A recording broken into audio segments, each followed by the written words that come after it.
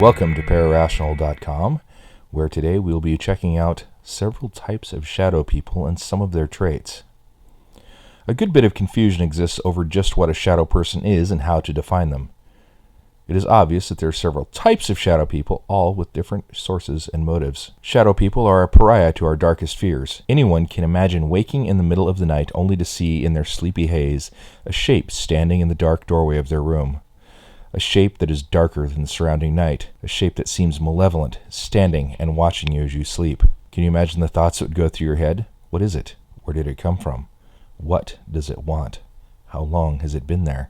In this video, we will look at some of the basic information that is common to all shadow people, what motivates them, and what they want from us. Basic definition of shadow people. Before we delve into the types of shadow people, we should go over the commonalities of the entities that fall under the category of shadow people. Some common features are a shape that is generally male in appearance. They are aware of us and react to our observing them. The typical shadow person is tall, ranging from about 6 to 7 feet.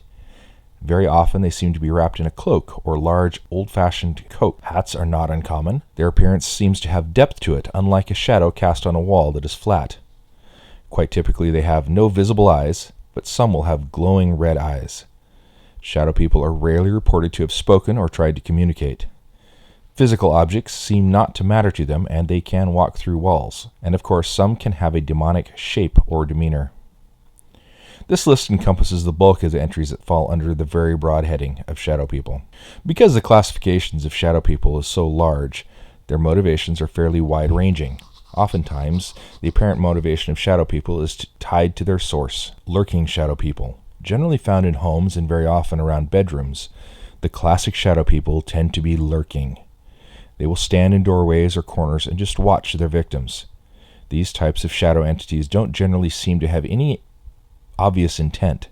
They are just observing. Sometimes they will wander a location, following people or stalking them. Quite often they flee at being noticed, vanishing around corners or simply by going through a solid wall. Typically, these are classic human-shaped shadows, sometimes with a hat and oftentimes with a cloak or large coat. Less common is a vague figure, more like a human with a cloth over them. Encounters with this class of shadow people typically install a sense of dread or foreboding. Whether this is part of our instinctive reaction to seeing something dark in the night, or if they actually exude a sense of fear around them, is undetermined. Some seem to be just observing us with unspoken intent. This class of shadow people seems primarily attached to an individual and has been known to follow people from one location to the next. Caution should definitely be used with any of these entities, as a neutral and intent shadow person may actually be a hostile one, waiting for an opening. On to dangerous or aggressive shadow people. I would be remiss if I didn't mention that some shadow people fitting the classic description are, in fact, malevolent. This is why I think all shadow entities should be treated with a high level of caution. Even if a shadow person is not initially hostile, it may just be a ploy. Considering that we are dealing with entities that may have a much different perception of time than we do, they are very capable of waiting for humans to break down or have a weak moment, giving them an opportunity to act on us. If you experience a persistent shadow person, use significant levels of caution. The next type of shadow person are the visitors or transient shadow people. These seem to be a class of shadow people that are less interested in what we are doing, but have their own agenda. They are seen typically going from one place to another, and are not particularly interested in the goings-on of those that observe them. Obviously, of all the types of shadow people, these are the least understood as they do not linger or interact with us. Shadow figures as omens. Some sightings of shadow people appear to be omens or portents of something bad happening, much like the legends of seeing a bar guest or hellhound, a portent of death.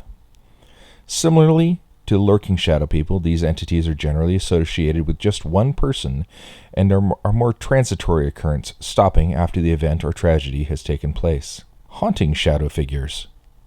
The last main class of shadow people are those tied to a location and seem to haunt only that area. Several types of shadow people make up this large group, and their motivations vary considerably depending on the type of shadow person. In general, though, those that haunt a location tend to be more malevolent and dangerous to encounter. They are less likely to flee when spotted and may actually choose to attack instead. In my estimation, the least malevolent of this class are simply spirits that are negative in nature.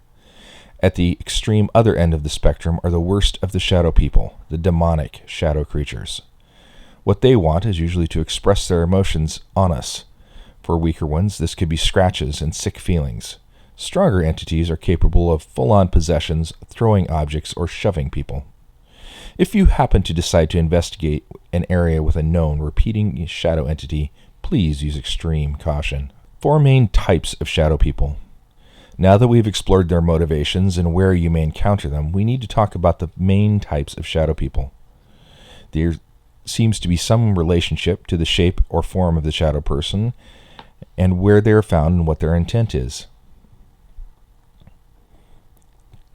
The more common human-shaped shadow people. These make up the bulk of the shadow people sightings and include the typical cloaked figure and shadow people wearing hats. These can come in a variety of combinations. Obviously, what these shadow people are is pure speculation at this point in time. The persistent shadow people of the lurking variety don't generally seem to be purely evil in intent, and almost seem more interested in us, or at least in feeding off our energy. Others are simply negative manifestations of spirits. Almost universally, though, they are a sign of something negative. Black mass shadow people. Less human in form, but still of that generalized size and black mass type of shadow.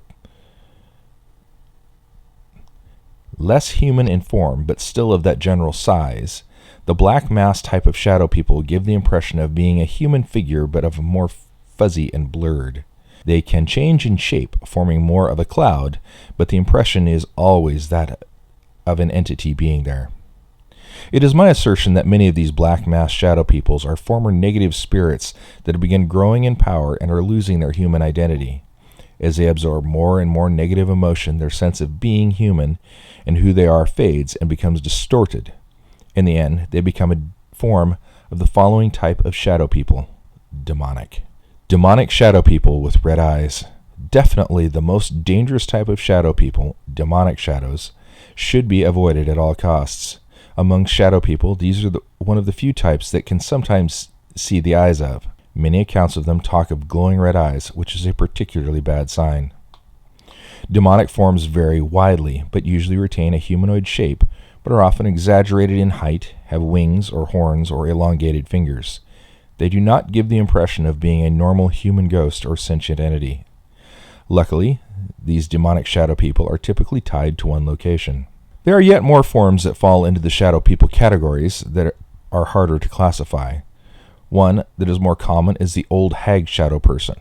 Other, less common reports of shadow people that are non-human but seem more alien than demonic in nature.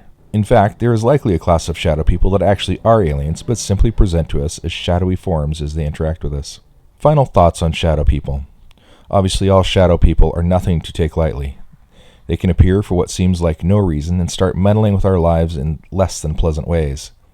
If you're experiencing one and cannot get rid of it, I highly suggest contacting a professional and enlisting their assistance in ridding yourself of these entities if at all possible.